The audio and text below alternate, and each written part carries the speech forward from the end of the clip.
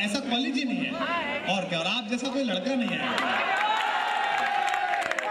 बहुत अच्छा, बिल्कुल मैं मानता हूँ। आप अब थोड़ी देर के लिए बहुत अच्छे, मैं जानता हूँ आप नहीं बोल रहे हैं, बोल रही है। बहुत अच्छा, थोड़ी देर के लिए आप शांत नहीं, ठीक है, बहुत अच्छा। ये लोकसभा की कब होता है, कहते हैं आंख निकल जाएंगी तो तुझे तकलीफ नहीं होगी? बोले मुझे क्या तकलीफ होती, जिसके लगेगी उसका तकलीफ होगी। बोले क्यों? बोले बोतल के बिना खुलती को नहीं और बोतल मिलती को नहीं। मेरा क्या करना है, 4 पंक्ति सुनाता हूँ, सुने कि बदलने को तो इन आँखों के मंजर कम नहीं बदले। युवराज पैदा हुए उत्तर प्रदेश में, वो दलित और भूखे के घर खाना खाने जाते हैं। 350 घरों में खाना खाइए, उस भूखे के घर में 2 रोटी होती है, रात को वो खाई जाते हैं। रात को 12:30 बजे पहुंचते हैं, सुबह 2:45 बजे निकल लेते हैं वहां से। सुबह चैनल खबर लेके खड़ा हो जाता है, ये वो खाट है जिस पर वो लेटे, ये वो नल है जिस पर नहाए, ये वो शौचालय है जिसमें गए। उनका ये और बता दे कि ये करके गए। मेरी आपत्ति नहीं है उनसे, मैं उनका सम्मान कर रहा हूँ, अच्छी बात है। एक जवान राजनेता हिंदुस्तान को समझने की कोशिश कर रहा है, अच्छी बात है। लेकिन मेरी सामान्य टिप्पणी पर, हिंदी के एक मासूम और नासमझ कवि के सच पर आप सबकी तालियों की मोहर लगे। हुजूर युवराज साहब, बलिहारी आपकी कि आपको 353 भूखे मिल गए आपके जिले में। लेकिन मेरे इस मासूम सवाल का जवाब दे दीजिए नौजवानों की तालियों के बीच। मैं आपसे पूछना चाहता हूँ कि जिस अमेठी की कॉन्स्टिट्यूएंसी ने जिंदगी भर आपके पिता को जिताया, आपकी माँ को जिताया, आपके चाचा को जिताया, आपको जिताया, आपके पूरे परिवार की बैलेंस शीट 550 करोड़, और उस अमेठी में इतने गरीब और भूखे रह कैसे गए 62 साल में? कौन से सवाल पूछेगा? तब तुम क्या बताओ, सुनिए कि बस ये एक सदा ही सुने सदा। उड़ीसा में था मैं, एक मंत्री जी मंच पर थे, शहीद विधवाओं के प्रतिनिधि मंडल ने उनसे मिलने की कोशिश की, तो उन्होंने सुबह ये कह दिया कि क्या मिलना इन औरतों से, 10-10 लाख दे तो दिए। शाम को कवि सम्मेलन में हमारे प्यारे मित्र विनीत ने टिप्पणी करते हुए पढ़ा, उनके लिए आपके बीच पढ़ता हूं।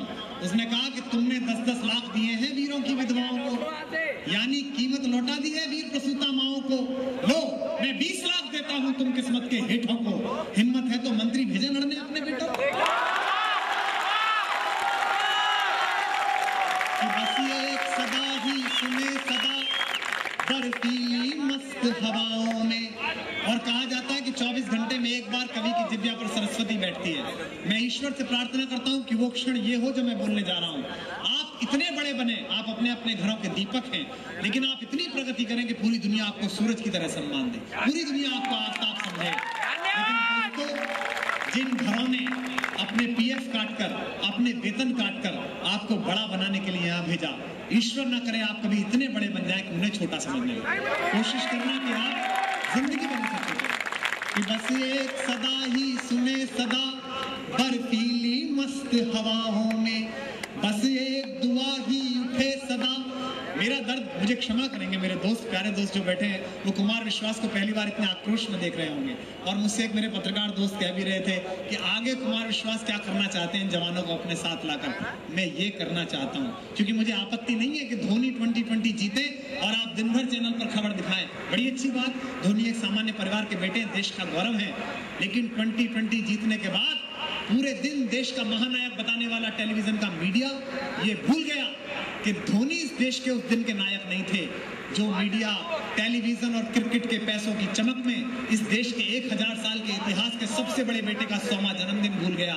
शायद आपकी खुददार तालियों से जवाब दें जो मीडिया धोनी के छक्कों की चमक में शहीद आजम भगत सिंह का 100वां जन्मदिन भूल गया। बस ये एक सदा ही सुने सदा, उनके छक्के के शहीद आजम भगत सिंह की फांसी से बड़े हैं। जिस दिन मीका ने चुम्बन लिया था, जिस दिन मीका ने चुम्बन लिया और अलग अलग चैनलों से दिखाया, जिनकी राय पर सारी दुनिया चलती थी, वो सरदेसाई भी जब राय देने लगे बैठकर चैनल पर बैठकर, तो मैं बड़ा अचंभित हुआ, क्योंकि उस दिन की सबसे बड़ी बेटी राखी सावंत नहीं थी दोस्तों। उस दिन की सबसे बड़ी बेटी कुरुक्षेत्र के पीपली गांव की 11वीं क्लास में पढ़ने वाली कमलेश कुमारी नामक लड़की थी, जिसने ऑनलाइन वर्ल्ड मैथमेटिक्स ओलंपियाड जीता था। आप उसका चैनल